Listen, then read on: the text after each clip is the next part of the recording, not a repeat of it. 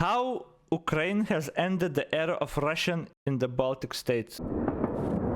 As I walked through the city center, I couldn't believe my eyes. A destroyed Russian T-72 just sitting there as if this was a war zone. I had to remind myself that this wasn't Kyiv or even Ukraine, but Riga, Latvia. Someone had the determination to deliver this 40-ton heap of scrap metal from a tiny Ukrainian village on the outskirts of Kyiv, some 800 kilometers from the battle location. It's a clear sign of solidarity with the Ukrainian cause, and a little celebration for Ukraine's defiant achievement of holding on to its capital. And this was the site of a recently demolished Soviet monument, one of many that have been torn down in a daring display of defiance. These occurrences are even more remarkable, considering that at least a quarter of Latvians are ethnically Russian. This conflict isn't just being waged in Ukraine, but also in the minds of the people who will have to live with its consequences. And that very much includes all the ex-Soviet countries and its people. I remember feeling intimidated by Riga when I was growing up, as Russian was the default language. But now, visiting the city some 20 years later, I've Dabar lietuvių kas antras ten kalba, kai tą vasarą varėm su draugais ten Rygoje. Kiek lietuvių girdėjom kalbos, o dievai. Nu, bet ten buvo šiltas savaitgalis, tačiau daug kas ten atvarė buvo, bet goddamn. Just a reversal. Latvian has become the default, and ethnic Russians, for the most part, are finally doing their best to learn the language. For the de-Russification of the Baltics and any ex-Soviet states has become a matter of self-defense. True. 3 decades ago, Putin expressed his dismay over the collapse of the Soviet Union, which he viewed as a geopolitical tragedy. However, his attempts to rebuild it and re-establish its cultural dominance have resulted in a disaster of his own creation. So what is the history that has led Russian to be so dominant in the Baltics? How has the war... Papasakos biškai history, bet jo, čia realiai palėtė dalykus, kur mes paskutinius kelis mėnesius ir apkalbėjom, kad aš esu visiškai už tų visų paminklų, sovietinių grovimų ir panašiai, fuck them. Ta istorija nėra vertinga saugoti mums, jos nereikia mums panašiai. Rusų kalbą reikia mažinti kiek įmanoma. Turim turėti turbūt ten rusiškų mokyklų ir dar kažką, bet actually reikia mažinti ir drastiškai mažinti kiek įmanoma. Nes jeigu rusai naudoja pretekstą ir visokie lekstučiai ir dar ten visokie idiotai naudoja visokius pretekstus, kad tai žiūrėkit, čia rusakalbių daug. Kaip kad pateisinimo pulti kitą šalį ar kažkokią bent dalį pateisinimo, tada rusų kalbos neturi likti, nes jie naudoja jį kaip ginklą. Žodžiu, aš visiškai pritariu tiems dalykams. War in Ukraine affected the ethnic Russians, and what I predict is the future for Latvia's Russians. Let's roll. But first, let's get something clear. So one of the first things that people ask me after finding out I'm from Latvia, that is, after asking what part of Russia it is and if we all speak Russian, the next assumption is that Latvian must be quite similar to Russian. While they do have some words in common, for the most part, they are entirely different. Latvian belongs to the Baltic branch of the Indo-European language family. It is closely related to Lithuanian and Old Prussian, and was first seen in print in the mid-16th century. It uses an extended version of the Latin alphabet, with some extra characters which can really ruin the day of anyone trying to study the language. While Russian is a Slavic language, which also belongs to the Indo-European language family, closely related to Ukrainian and Belarusian. The earliest written records of Russian date back to the 10th century. A key difference is that Russian uses Cyrillic, which also consists of 33 letters and includes a few very unique characters. Basically, a Latvian and a Russian would not be able to communicate with one another without either one of them being at least somewhat familiar with the other's tongue. Not to mention that both languages are quite difficult to learn in their own right, a fact which has certainly shaped history. Since the early Middle Ages, the Baltic region has been a battleground for religious and cultural influence, first by the Vikings, and then more prominently by Germanic crusaders, who became known as the Teutonic Order, who were seeking to convert the local pagan population to Christianity. and who probably had the most influence on the development of Latvian. The Teutonic Order was eventually removed by the Polish-Lithuanian Commonwealth, and then Sweden showed up briefly, only in time to be challenged by none other than Peter the Great, and a coalition of European powers. So Russian history in the Baltics started in earnest in 1700, when the Great Northern War broke out. Russia officially emerged victorious in 1721, a large part of northern Latvia, including Riga and all of Estonia, becoming a part of the Russian Empire. Russian trade through Latvia began to flourish, and an active Russian merchant class began to settle there, with the first Russian school to be founded in 1789 in Riga. The Polish-Lithuanian Commonwealth would also soon be partitioned for the third time, and this meant that it became a part of Russia a little later in 1795. This, in small part, probably explains why Lithuania today has the smallest proportion of ethnic Russians amongst the Baltics. Interestingly, while Latvians began to replace Germans as the largest ethnic group about 1850s, German was still the official language of administration until 1891, when Russian was imposed as the official language in the Baltic provinces. Until then, all records of birth, marriage, and death were kept in German. By 1897, the population of Riga was made up of a large variety of people, but the German population kept decreasing from 42.9% in 1867 to 23.8% in 1897, and then to just 13.5% in 1913. The change in demographics was largely spurred on by the advent of the industrial era in Russia, which was very late and only started around the 1850s. But with it, Riga experienced a surge in growth and development, becoming one of the largest industrial cities of the Russian Empire. The population of the city grew exponentially, soaring from 170,000 in 1881 to almost 600,000 in 1913. By now, Riga was the third largest city in Russia after Moscow and St. Petersburg in terms of the number of industrial workers. In 1905, the Russian Revolution reached Latvia. Before the Latvians, who probably had little understanding of the consequences of what was about to happen, the main enemy was still the remaining Baltic German elite, who still held on to a large amount of wealth in the country. So during the revolution, both Russian and Latvian peasants banded together and captured small towns, burning down many manors that belonged to the Baltic German elite. So the revolution in Latvia was quite different from the one that occurred in the rest of Russia. And at this point in time, they saw themselves as an important part of the Russian Empire, hoping that the Russian government would help them overthrow the Baltic German elite and establish a more equitable society. But of course, Russia had changed. Bolshevism now threatened to swallow up nationalism, and thus became the new enemy.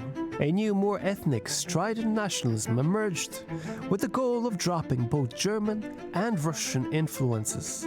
It did not, however, target the Latvian-Russian population, nor did it target the influx of Russians who fled to Latvia after 1917. In 1918, as the Russian Empire collapsed and was swallowed up by the inner turmoil of civil war, Latvia, along with many other... Beje, aš turiu pasakyti, šitas video labai gražius tą vaizdus parinkę, tą birolą, kurį rodo, labai gerai atitinka ir labai gražus vaizdai iš tikrųjų. Previously Russian republics declared independence. Despite this, the Russian population continued to grow. In 1935, there were over 206,000 Russians living in the country, making up some 10.5% of the population. Many Latvians were already bilingual, while the Russian-speaking population tended to use Russian exclusively. At the time, there was little incentive for Russian speakers to learn. Russian was the language of power and prestige, and those who spoke it had better job opportunities and access to education. In addition, many Russians saw Latvia as a temporary home and did not plan to stay permanently, and were able to send their children to Russian schools.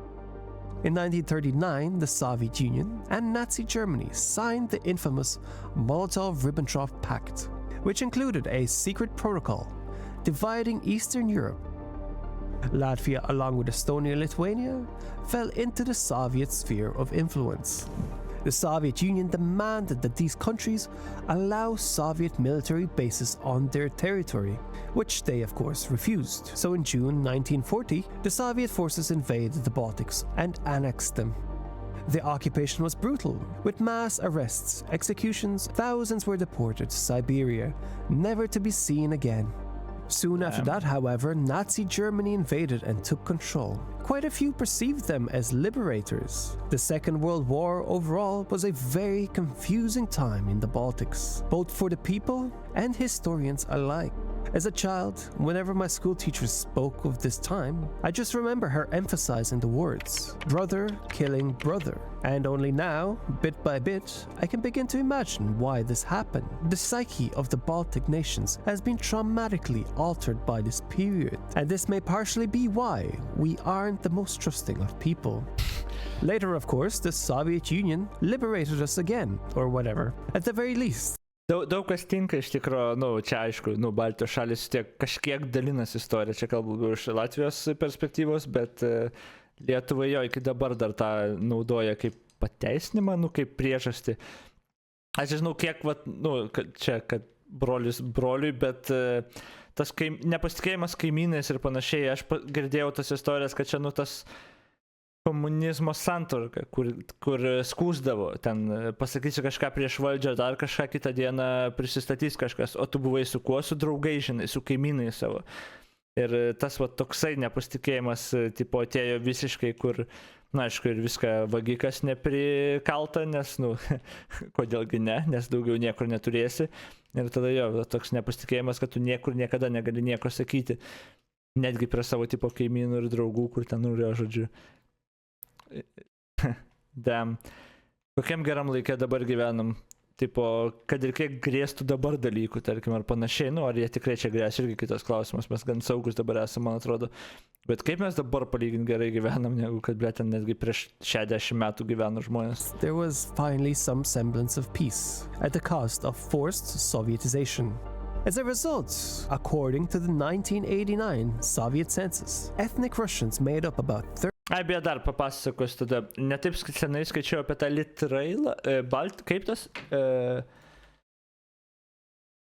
Rail Baltica, Rail Baltica, apie tą prognozuojamą, ir planą tą visą, kur statys geležinkelį.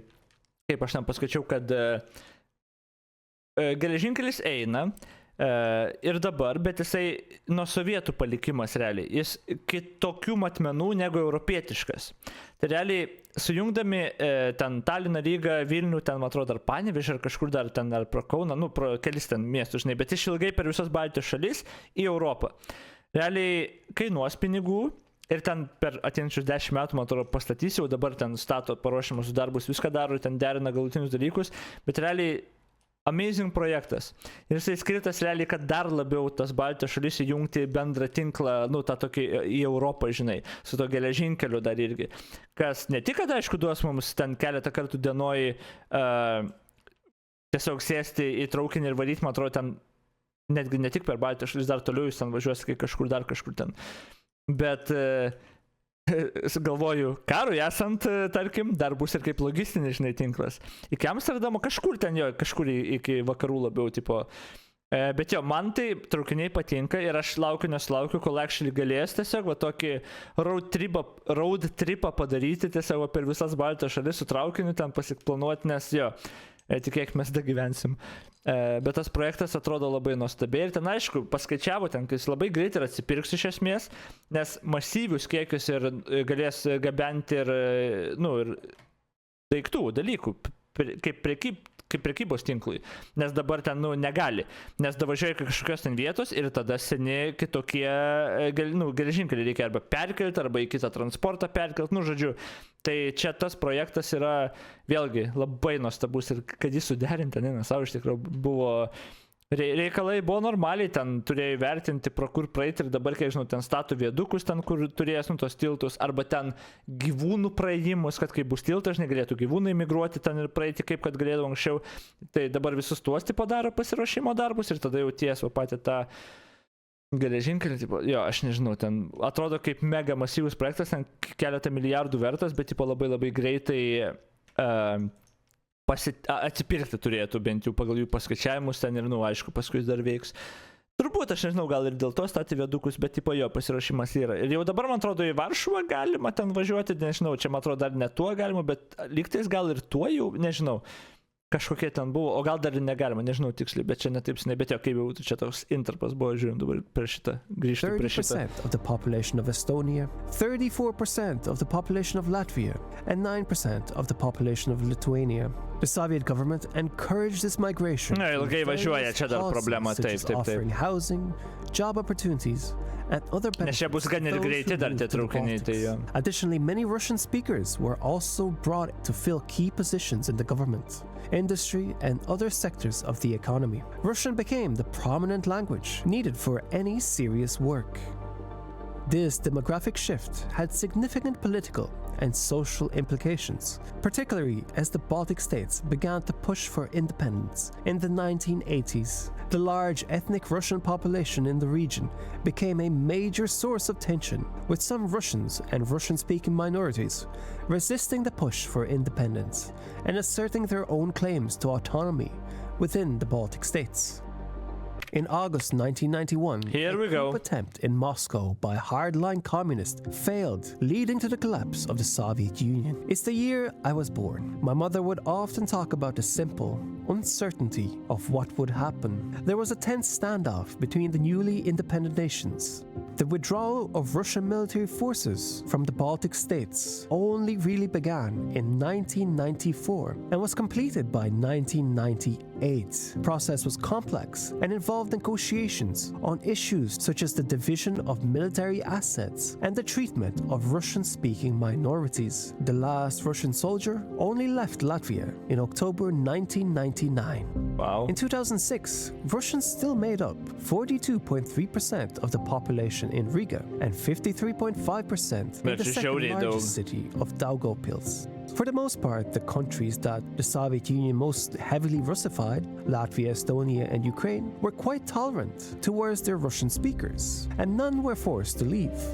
But the Baltic states enacted policies aimed at promoting the use of the Baltic language for citizenship. Many Russian speakers, probably due to the difficulty, never bothered to learn them, leaving many with an alien status. And it probably didn't bother them too much, as it was still possible to live a life almost entirely in Russian in all three Baltic countries. In Latvia, for example, the requirement to speak the native language in classrooms was often ignored. Many teachers continued to speak Russian, and little effort was made to inspect or discipline them.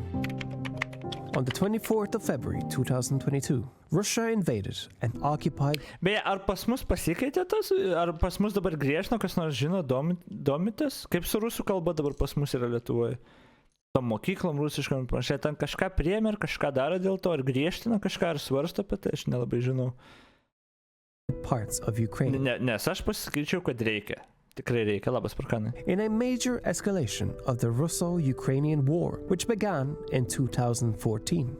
Latvia's first defensive mobilization was in the form of direct aid to Ukraine. Švietimo ministrė dabar biškė. National defense budget, or about Užsiėmus. 298 million euro, which is over 1.1% of its national GDP. This means that Latvia is actually the biggest contributor to Ukraine's defense in terms of share of GDP, with Estonia being a close second, followed by Poland and Lithuania. Latvia increased its defense budget for 2022 to 2.2% and envisions a gradual increase over 3 years to 2.5%. And it is most outspoken about urging its Western allies to step up its military aid to Ukraine. So there's complete unity around the European table. There's complete unity around the NATO table as well.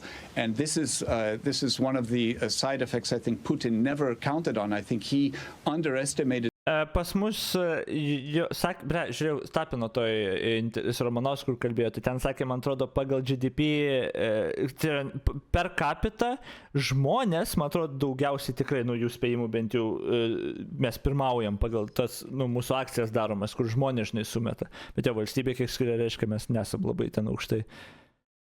democracy. He viewed our arguments and our differences of opinion as a weakness.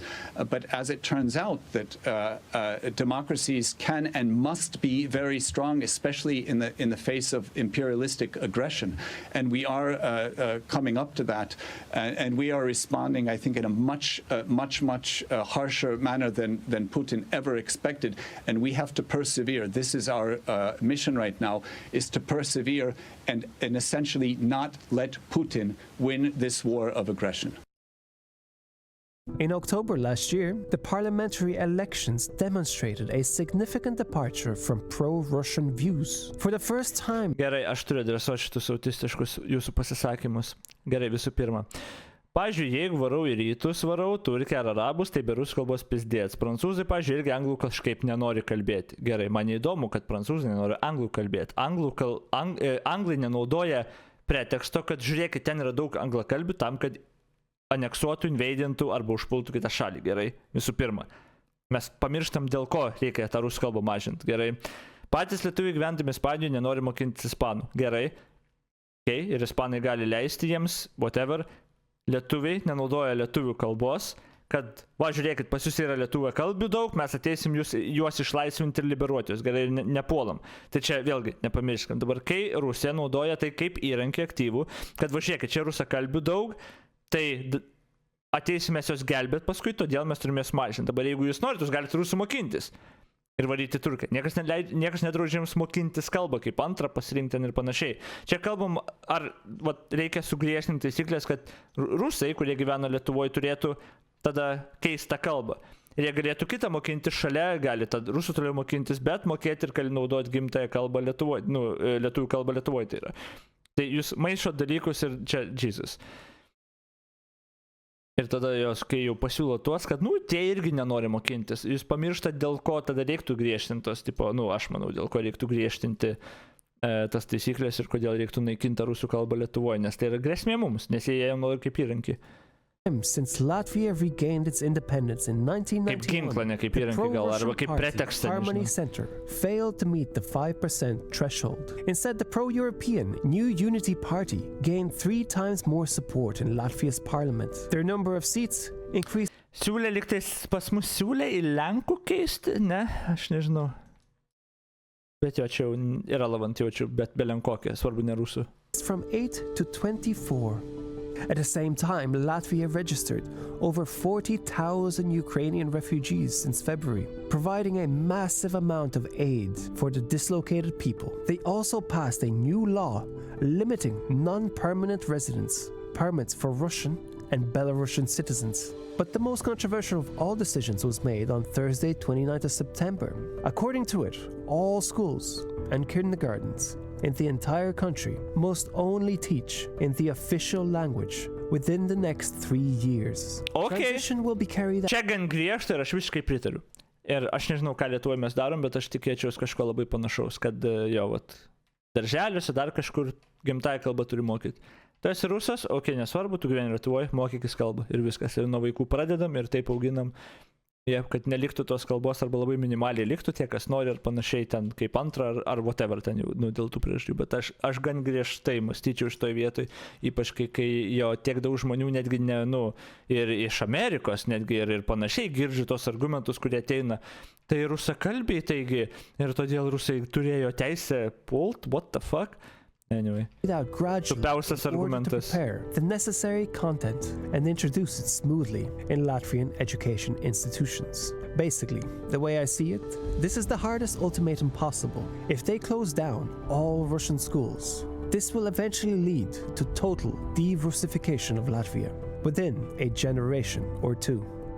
The war, supposedly in defense of Russian culture, has been a total disaster on its own terms, as Russian culture is now said to wither away in many places, and for good reason.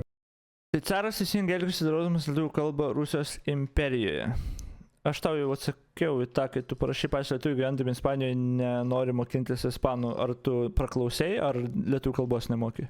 For the Baltics, especially, it may literally be a matter of survival. Putin has many times used language to justify military actions. He has argued that Russia has a duty to protect ethnic Russians and Russian-speaking minorities, Exactly. and that military intervention is necessary to prevent genocide or other atrocities. So the possible pretext for an eventual invasion of the Baltics is already there. While such a war seems unlikely in the face of current events and NATO's unity, there is no doubt that most Latvians would sleep better at night if the Russian ethnic minority would leave. Even if Russia's campaign was aimed at protecting their language, it has ultimately backfired in a spectacular... Tada valina tik Rusija, jeigu save laiko rusų. Aš bibidėjau ant tų žmonių. Tu gyveni Lietuvoje ir išsipisinėsi, kad aš rusas esu, nu pašau tada. Rusai puola savo kaimynus, kurie rusakalbį turi. Ir jie tą naudoja kaip įrankį. Ir man pohui. Viskas. Labai paprasta. Jokia kita šalis, bent jau kiek, jokia kita šalis nenaudoja dabar, kad mums grasintų, ar ten pultų Ukraina ar kita šalis, kad pas juos yra rusakalbių. Jokia kita šalis to nedaro. Tai fuck them, fuck that. Fashion. Few leaders in history can claim to have inflicted as much damage on their native language and culture. Now, want to stay close to the Baltics? Watch my recent video on the Åland Islands, a demilitarized Swedish speaker. Tas video buvo gražus šiaip. Labai gražus, sakau, tie vaizdai parinkti. Koks vakaras ilgas, kaip širdim man kelia.